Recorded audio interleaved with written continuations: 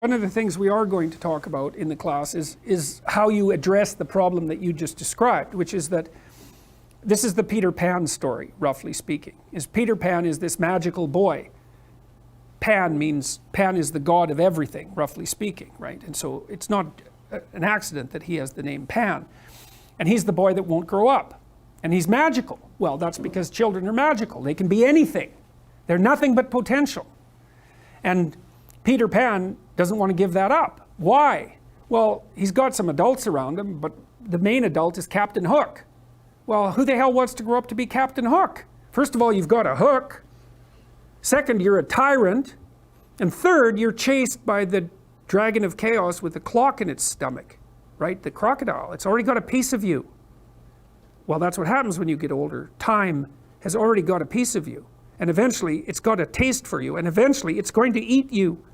And so Hook is so traumatized by that he can't help but be a tyrant. And then Peter Pan looks at traumatized Hook and says, well, no, I'm not sacrificing my childhood for that. So that's fine, except he ends up king of the Lost Boys. In Neverland, well, Neverland doesn't exist, and who the hell wants to be king of the Lost Boys?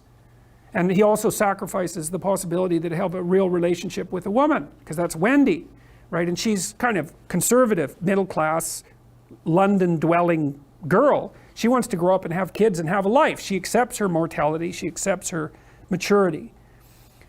Peter Pan has to content himself with Tinkerbell. She doesn't even exist. She's like the fairy of porn. She doesn't exist. She's the substitute for the real thing.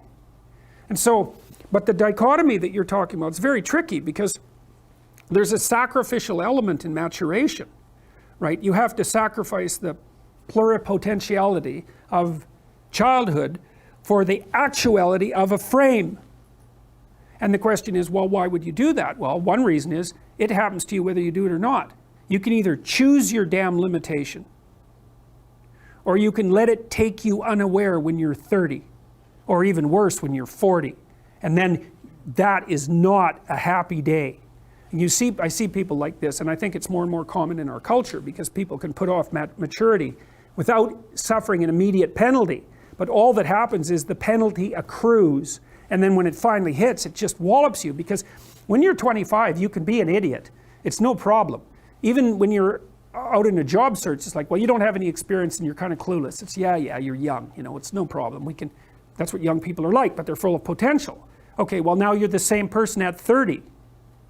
It's like people aren't so thrilled about you at that point. It's like, what the hell have you been doing for the last 10 years? Well, I'm just as clueless as I was when I was 22. It's, yeah, but you're not 22. You're an old infant, right? And that's an ugly thing, an old infant. So part of the reason you choose your damn sacrifice, because the sacrifice is inevitable, but at least you get to choose it. And then there's something that's even more complex than that in some sense, is that the problem with being a child is that all you are is potential, and it's really low resolution. You could be anything, but you're not anything. So then you go and you adopt an apprenticeship, roughly speaking, and then at least you become something.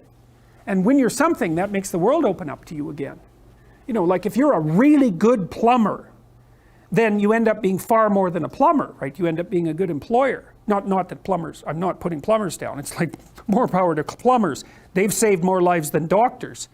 So, hygiene, right? So, you know, if you're a really good plumber, well, then you have some employees, you run a business, you train some other people, you enlarge their lives, you're kind of a pillar of the community, you have your family.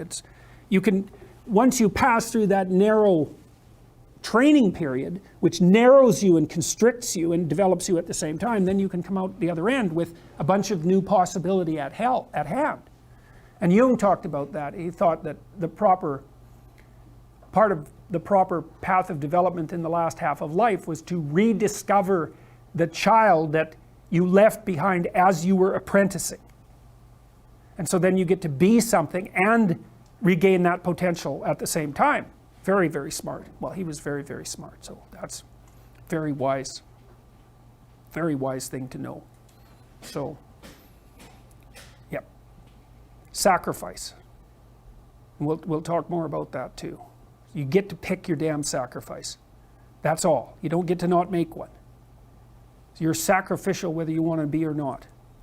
That's a good thing to know as well. So even though it's rather, it's a rough thing to figure out. But other questions?